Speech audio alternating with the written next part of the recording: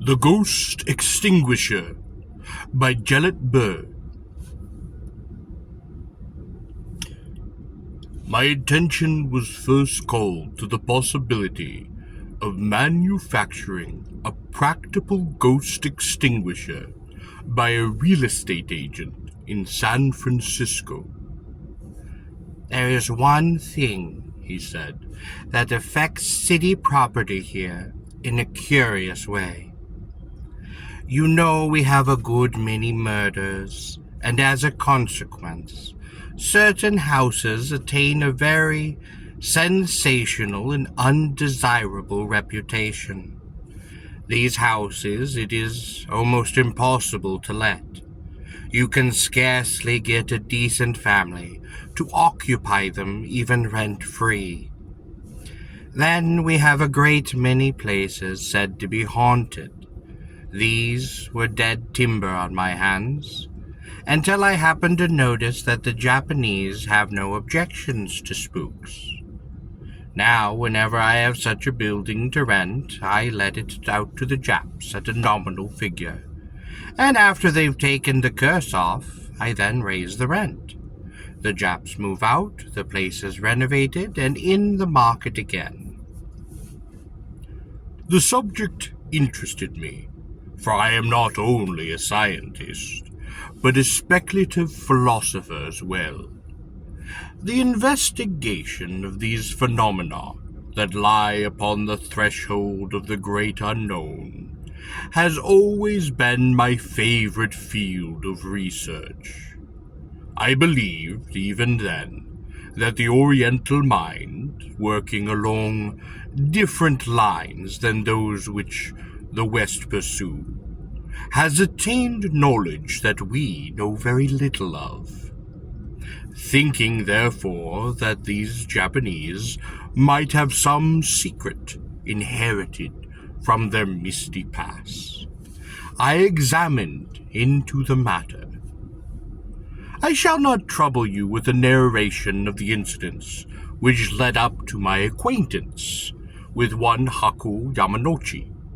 Suffice it to say that I found in him a friend who was willing to share with me his whole lore of the quasi-science. I call it this advisedly, for science, as we Occidentals use the term, has to do only with the laws of matter and sensation. Our scientific men, in fact, recognize the existence of nothing else.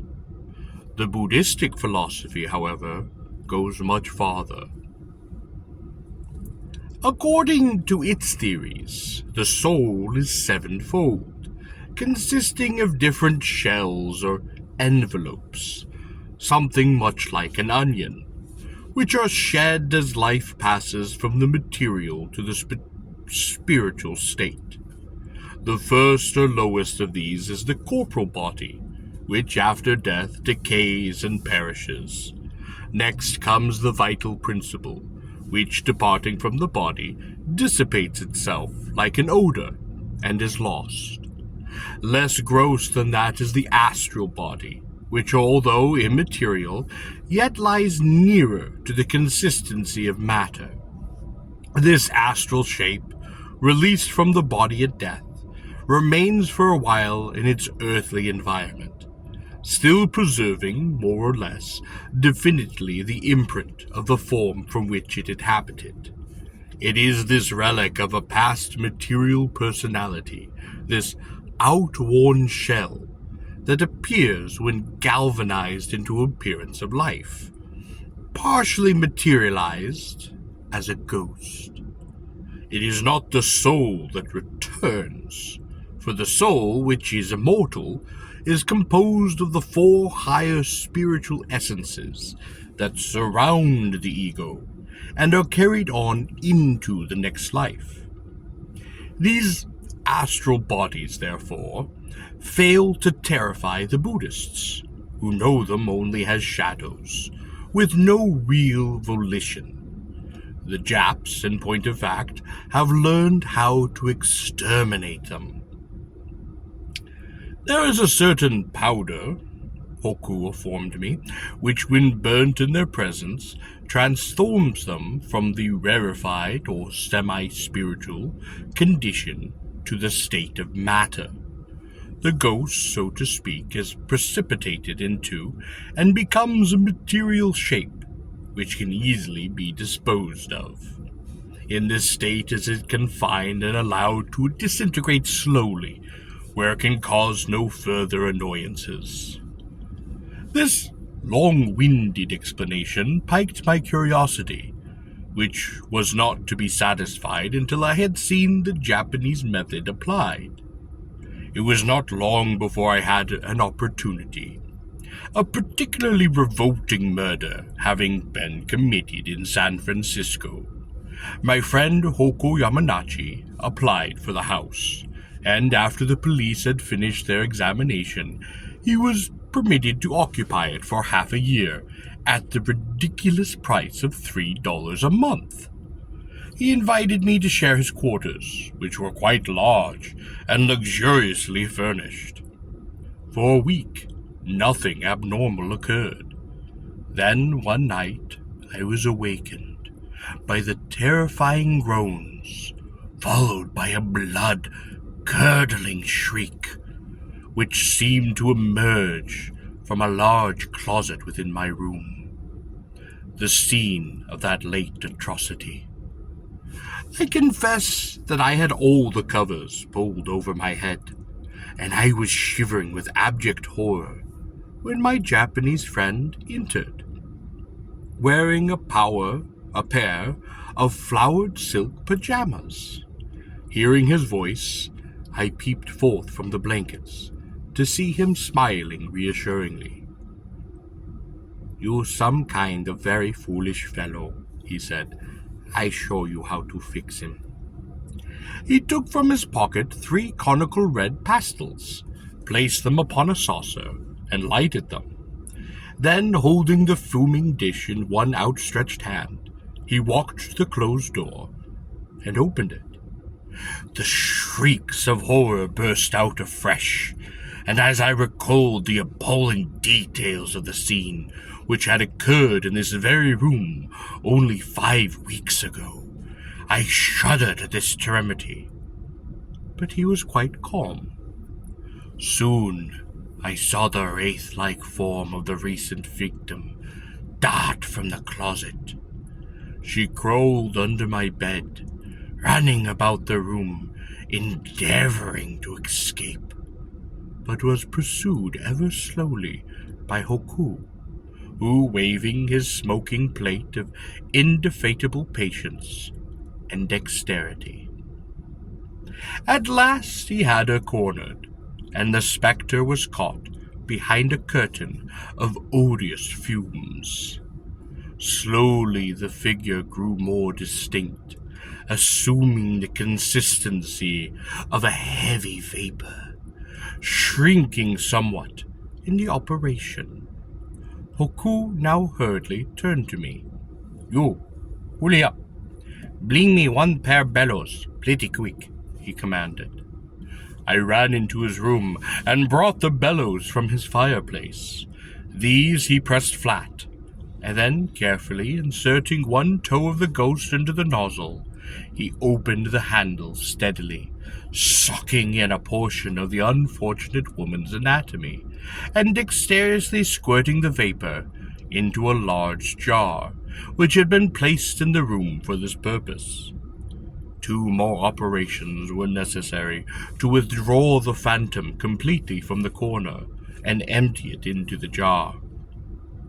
At last the transfer was effected, and the receptacle securely stoppered and sealed. "In former your time," Hoku explained to me, "old priests suck ghost with mouth and spit him inside a vase with akusi. Modern time method more better for stomach." "How long will this ghost keep?" I inquired. "Oh, about 400-500 years, maybe," was his reply. "Ghosts now change from spirit to matter, and come under legality of matter as usual science." "What are you going to do with her?" I asked. "Send to Buddhist temple in Japan, or please use it for high ceremony. The next desire was to obtain some of the Hoku Yumenachi's ghost powder and analyze it, and for a while that defied my attempts. But after many months of patient research, I discovered that it could be produced in all of its essential qualities by means of a fusion of formaldehyde and hyperpentyltriopronic acid in an electrified vacuum. With this product, I began a series of interesting experiments. As it became necessary for me to discover the habitat of ghosts in considerable numbers, I joined the American Society for Psychical Research. This securing desirable information in regard to many of the haunted houses. These I visited persistently until my powder was perfected and had been proved efficacious for the capture of any ordinary housebroken phantom. For a while I contented myself with the mere sterilization of these specters, but as I became surer of my success, I began to attempt the transfer of ghosts to receptacles wherein they could be transported and studied upon my leisure, classified and preserved for future reference. Hoku's bellows I soon discarded in favor of a large-sized bicycle pump, and eventually I had constructed one of my own, of a pattern which enabled me to inhale an entire ghost upon a single stroke. With this powerful instrument I was able to compress even an adult life-sized ghost into a 2-quart bottle, in the neck of which a sensitive valve, patented, prevented the spectre from emerging during the process. My invention was not yet, however, quite satisfactory. While I had no doubt in securing ghosts of recent creation, spirits that is, who were yet of almost the consistency of matter, on several of my trips abroad in search of material, I found in old manor houses or ruined castles many specters so ancient that they had become highly rarefied and tenuous, being at times scarcely visible to that naked eye. Such elusive spirits are able to pass through walls and elude my pursuit with ease. It became necessary for me to obtain some instrument by which their capture could be conveniently effected. The ordinary fire extinguisher of commerce gave me the hint as to how that problem could be solved. One of these portable hand instruments I filled with the proper chemicals, and when inverted, the ingredients were commingled in the vacuum, and a vast volume of gas was then liberated. This was collected in the reservoir, provided with a rubber tube having a nozzle upon the end. The whole apparatus being strapped upon my back, I was enabled to direct a stream of powerful precipitating gas in any desired direction, the flow being under control through the agency of a small stopcock. By means of this ghost extinguisher, I was enabled to pursue my experience as far as I desired. So far, my investigations having been purely scientific, but before long the commercial value of my discovery began to interest me. The ruinous effects of spectral visitation upon real estate induced me to realize some pecuniary reward for my ghost extinguisher, and I began to advertise my businesses. By degrees, I became known as an expert in my original line, and my professional services were sought with as much confidence as those of a veterinary surgeon. I manufactured the garish ghost extinguisher in several sizes and put it in the market, following this venture with the introduction of my justly celebrated garish ghost grenades. These hand implements were made to be kept in racks, conveniently distributed in country houses for cases of sudden emergency. A single grenade, hurled at any spectral form, would, upon breaking, liberate enough formaldybromin to coagulate the most perverse of spirits, and the resulting vapor could easily be removed from the room by a housemaid with a common broom. This branch of my business, however, never truly proved profitable, for the appearance of ghosts, especially in the United States, is seldom anticipated. Had it been possible for me to invent a preventative as well as a remedy, I might now be a millionaire. But there are limits even to modern science. Having exhausted the field at home, I visited England in the hope of securing customers among the country families there. And to my surprise, I discovered that the possession of a family spectre was considered as a permanent improvement to the property, and my offers and service of ridding homes of ghostly tenants awakened the liveliest of resentment. As a layer of ghosts, I was much lower in the social scale than the layer of carpets. Disappointed and most discouraged, I returned home to a further study of the opportunities of my invention. I had, it seemed, exhausted the possibilities of the use of unwelcome phantoms. Could I not, I thought, derive a revenue from the traffic in desirable spectres? I decided to renew my investigations. The nebulous spirits, preserved in my laboratory, which I had graded and classified, were, you will remember, in a state of suspended animation.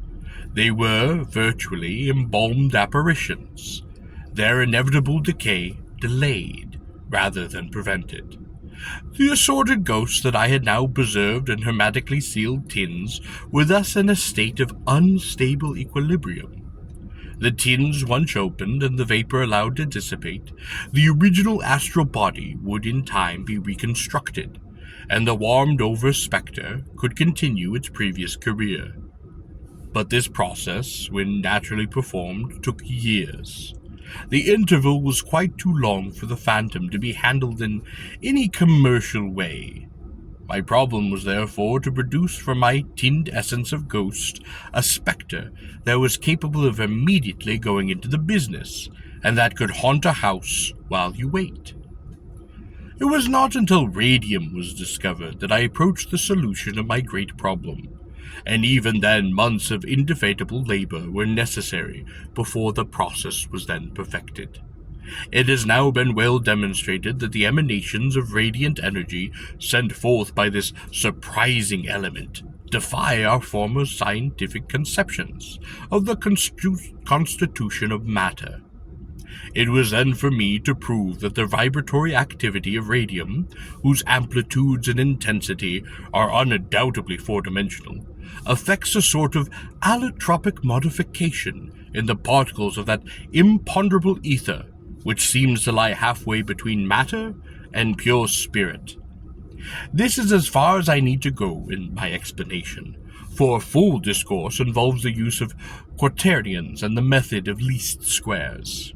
It will be sufficient for the layman to know that my preserved phantoms, rendered radioactive, would, upon contact with the air, reassume their spectral shape. The possible extension of my business now was enormous, limited only by the difficulty in collecting the necessary stock.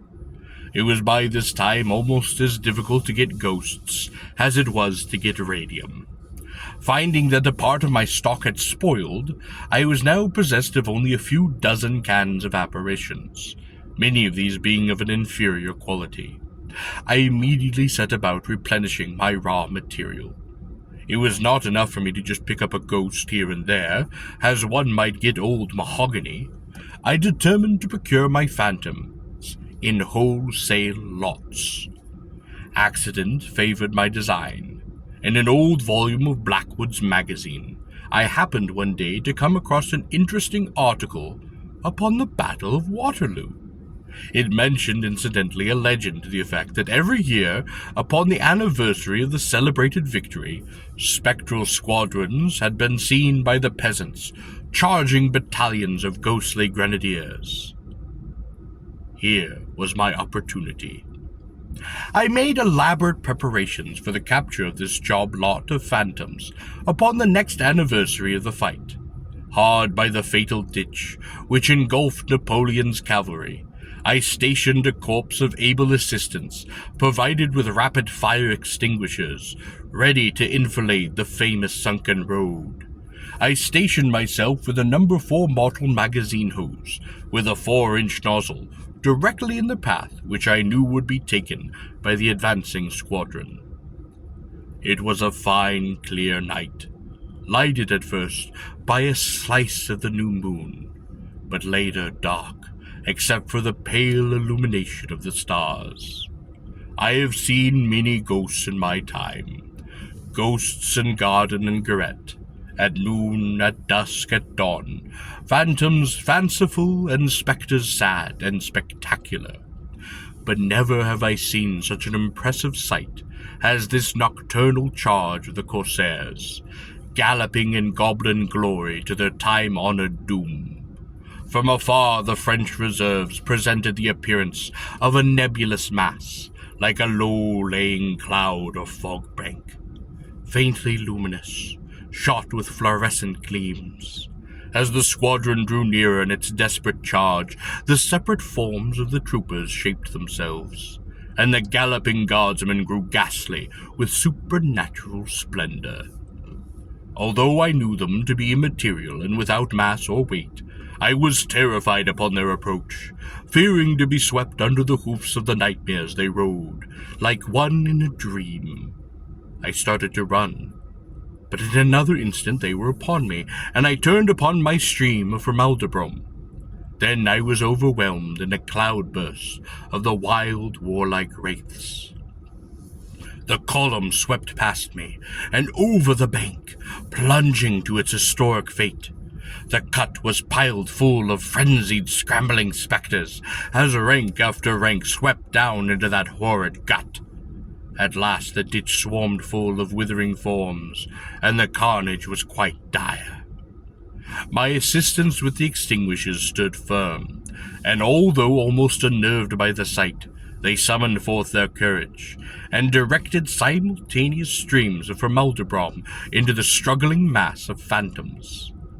As soon as my mind had returned, I busied myself with the huge tanks I had prepared for use as receivers.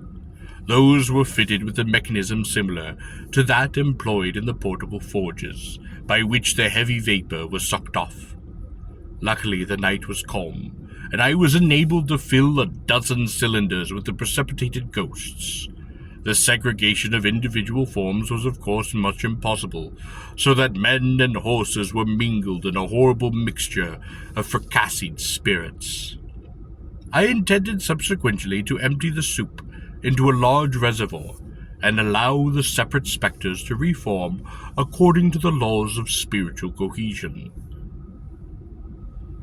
Circumstances, however, prevented my ever accomplishing this result.